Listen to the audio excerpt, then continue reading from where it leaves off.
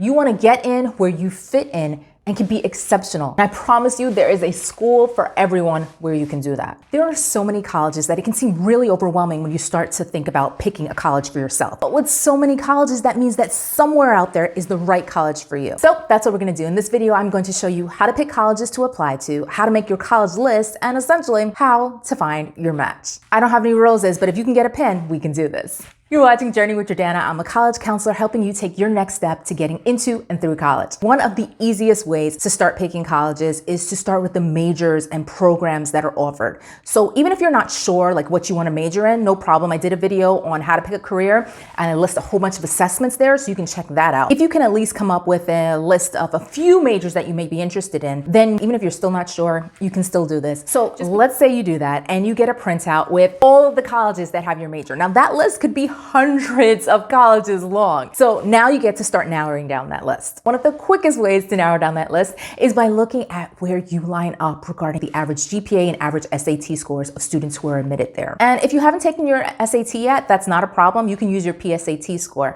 You can go to the website that's appearing here, and they'll show you how to convert your score. Now, every school lists their average SAT score for admitted students. You can find it on the official college website, and for a lot of schools, they list the average SAT scores of the middle 50% of admitted students. Or you can use Google. If you use Google, just type in the name of the school, comma, SAT score percentile. Now, many schools have chosen to go test optional, which means you can choose whether you want to send in your scores or not. Some schools have even gone test blind, meaning they don't consider your SAT or ACT scores at all. But you can still line up yourself with how you would fit in based on your GPA. All right, so what are you gonna do now? You are gonna list your colleges in 3 sections. So the first section will be your reach schools. Those are the schools that you just love and you're just meeting their GPA or SAT score requirements, or you might even be slightly below their average GPA or SAT scores. But you're gonna apply because, like the lottery, you never know. And what's for you is for you. Amen. All right. Your second section is going to be colleges that are your match, your target, your fit. They're the ones where the average scores and GPAs of the students who are admitted are the same as the ones that you have. You're eye to eye. We see each other.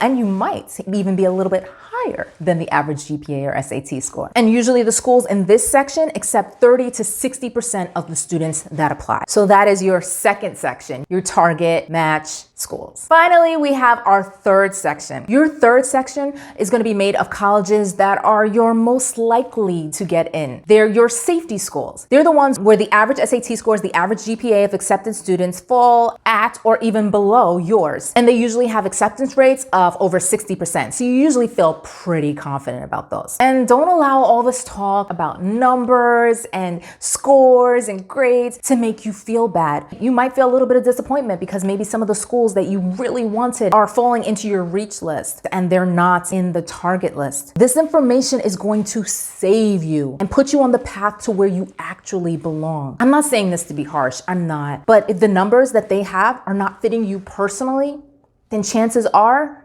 that school wouldn't fit you either. You would constantly be just like trying to keep your head above water. And I'm not saying this to be harsh. The aim of college is not to just get in and then spend the rest of your time struggling. You want to be happy, not overwhelmed. So we're trying to get you in where you fit in. Okay, where you can thrive, where you can stand out, where people can recommend you for opportunities, and there's a positive buzz around your name because you are shining there. And I promise you, there is a school for everyone where you can do that. Another way that you can find which college is right for you is based on the cost, because we want balance here too. Sometimes parents, they want the best for you, but they're realistic and they don't want to set you up for disappointment. They might tell you, no, don't even bother apply to that college. It costs too much. And they love you, but sometimes they don't always know what's possible. So you need to listen very carefully to what I'm about to say and even rewind and call your family back into the room after I say it so you can hear them say it again. Not everyone pays the sticker price for college. Like if you're worried that you can't afford college, there's a possibility that you might even qualify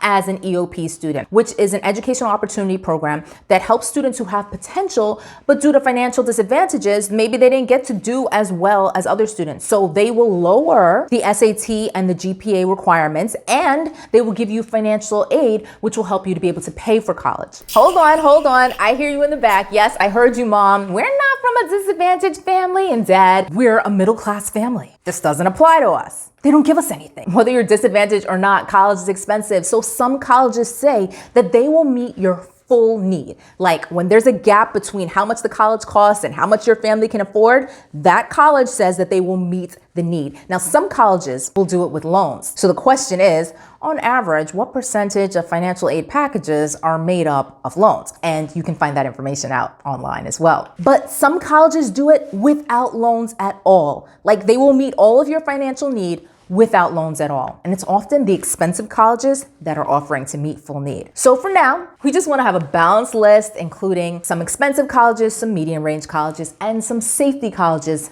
financially. How can you tell? In general, before you even look at the numbers, some public state universities and city colleges will usually cost less than your private colleges. And your local state and city college in your state will cost less than an out-of-state college. So what we're gonna do for our college list is you're gonna put dollar signs down next to each college. So for example, $1 sign for $10,000 and $2 signs for $20,000, 3 for $30,000, 4 for $40,000, 5 for $50,000. Yes, the numbers keep going.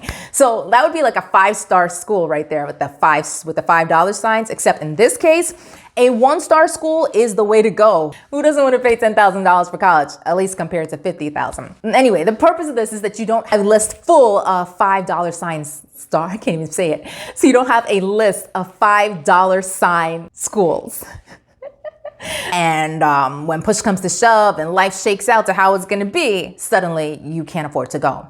We don't want that to happen. So right now, you are shaking your list out into 3 sections based on SAT average and GPA scores. You are now doing the same thing for how much it costs. Again, depending on how much your family says that they are willing to pay for college, you're then putting some schools as reaches financially, some as target schools financially, and some as safety schools financially. Of course, when you get your financial aid packages, you may suddenly discover that, like I said, the really expensive school that you had as a reach school turns out to actually be a safety school because they're giving you so much money. But for now, just go on the listed sticker price for the college. So ideally, you want to start picking colleges and make your list by the end of the spring of junior year. Of course, you can tweak and adjust your list as you go on from there. But once you hit spring of junior year, for the most part, your GPA is pretty much set. And you can start making decisions before senior year because you don't want to be like overwhelmed senior year, doing senior year stuff and applying to a whole bunch of colleges at the same time. If you're watching this anytime before spring of junior year, congratulations.